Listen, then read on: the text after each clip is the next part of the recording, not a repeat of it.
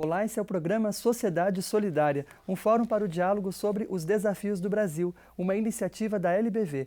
Na edição de hoje, continuamos a série sobre a inclusão de pessoas com deficiência, destacando nesta edição como podemos fazer isso no mundo do trabalho. Quem conversa conosco sobre este tema é uma especialista no assunto, Marinalva Cruz. Ela coordena o Programa de Apoio à Pessoa com Deficiência da Secretaria Estadual do Emprego e Relações do Trabalho do Estado de São Paulo. É também integrante titular do Conselho Estadual para Assuntos da Pessoa com Deficiência. Tem uma experiência de vários anos já nesse tema e vai compartilhar conosco a sua vivência e também dicas para as famílias, as empresas, mesmo gestores públicos, das entidades não governamentais que atuam nessa área. Bom, primeiramente agradecemos em nome da LBV por terem aceito o nosso convite, estando hoje aqui para falar sobre esse tema tão importante. Seja sempre muito bem-vinda. Bom, eu que agradeço pelo convite, pela oportunidade de falar de um tema que é realmente extremamente importante para toda a sociedade. Bom, para começar, eu queria que você contasse para a gente um pouco do cenário do Brasil hoje no que diz respeito à inclusão da pessoa com deficiência. A gente tem uma crise econômica mundial, né? Todos os países do mundo, com essa questão do mundo do trabalho, estão muito preocupados. A gente tem conseguido, inclusive por intermédio da lei de cotas, fazer com que cresça esse espaço no mercado profissional para as pessoas com deficiência?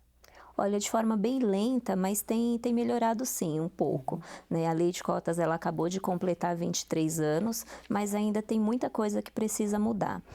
Quando a gente pensa alguns anos atrás, então é possível perceber que houve uma evolução em relação ao número de pessoas com deficiência empregadas no nosso país, mas esse número poderia ser muito maior, né? Se não houvesse tantas barreiras ainda. Tem duas grandes barreiras nesse processo de inclusão. A primeira e a maior delas, do meu ponto de vista, é a barreira atitudinal, ou seja, o preconceito, a discriminação, principalmente a falta de informação. Uma outra barreira é a barreira arquitetônica, falta acessibilidade. Só que muitas vezes, quando a gente fala de acessibilidade, o que vem na mente da maioria das pessoas é uma rampa e qualquer rampa, um banheiro adaptado, e acessibilidade não é só isso. Então, pensar em piso tátil, em acessibilidade para o surdo, em software que facilitam aí o dia a dia da pessoa com deficiência visual, tudo isso é acessibilidade, né? Então, essa é uma barreira também. Muitas vezes a gente tem a estrutura da empresa acessível, mas não tem, por exemplo, um transporte público acessível. E ao contrário também acontece. Bom, agora pensando nessa primeira barreira que você destacava, a barreira atitudinal, de repente alguém que está acompanhando pensa assim, não, eu não tenho nenhum preconceito, né? Imagina, eu acho que todo mundo tem que ter oportunidade.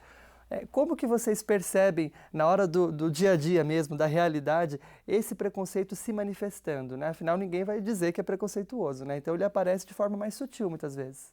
E é bem engraçado, viu? Porque o que você acabou de colocar acontece lá no nosso dia a dia sempre, né? Então é aquela coisa, olha, eu não tenho preconceito, eu tenho oportunidade de emprego, eu estou contratando, não é só porque tem a lei de cotas. Mas aí quando a gente começa alguns questionamentos, por exemplo, onde que essa pessoa vai trabalhar?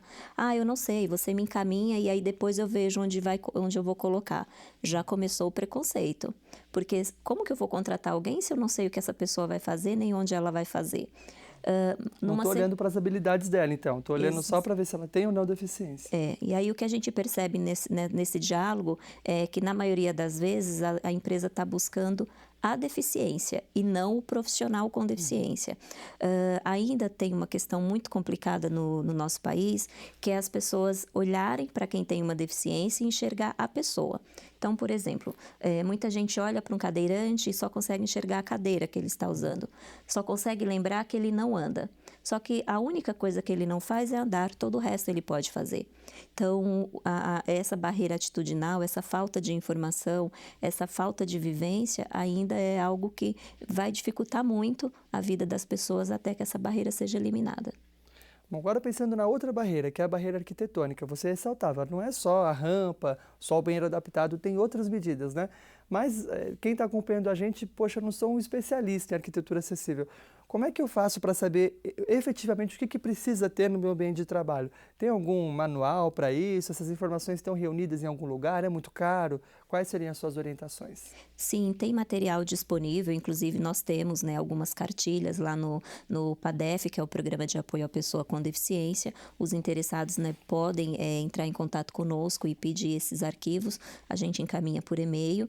Tem as legislações municipais também, que fala aí do transporte e da acessibilidade, como que deve ser essa estrutura na cidade, dentro e fora da empresa. Então, existe manual para isso.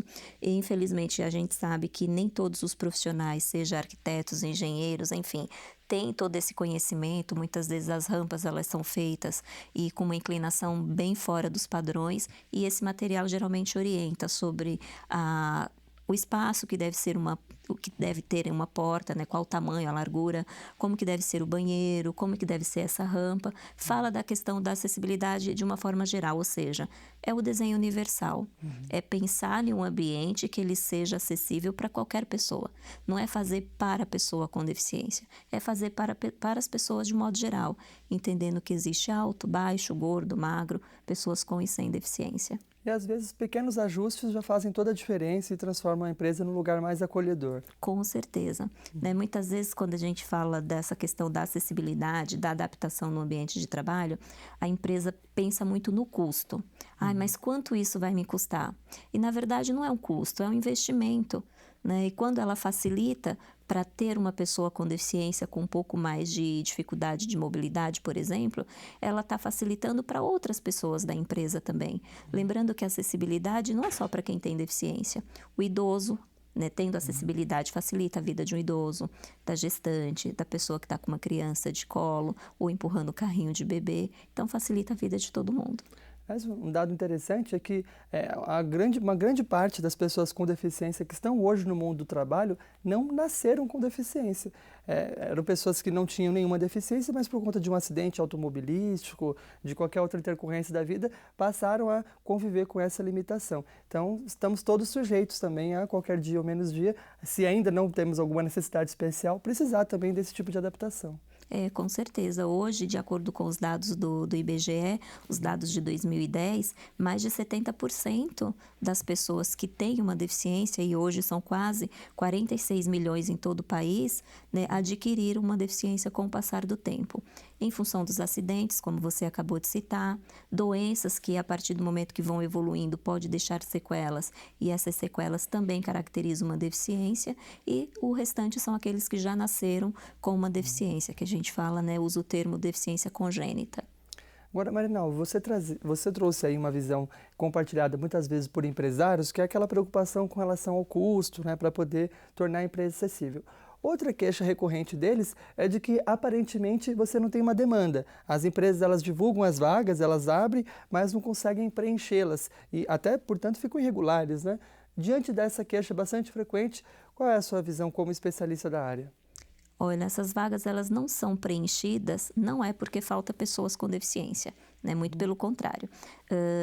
Tem mais gente do que vaga pela lei de cotas. Não é porque falta qualificação profissional, como também é colocado, né? Essa dificuldade ela acontece porque, infelizmente, as empresas ainda buscam, não são todas, claro, mas a grande maioria ainda busca um cego que enxerga, um surdo que escuta e um cadeirante que anda. Ou seja, não está buscando pessoas profissionais e sim deficiência. Então, muitas vezes, quando nós recebemos perfis, né, de várias vagas, sempre vem com observação.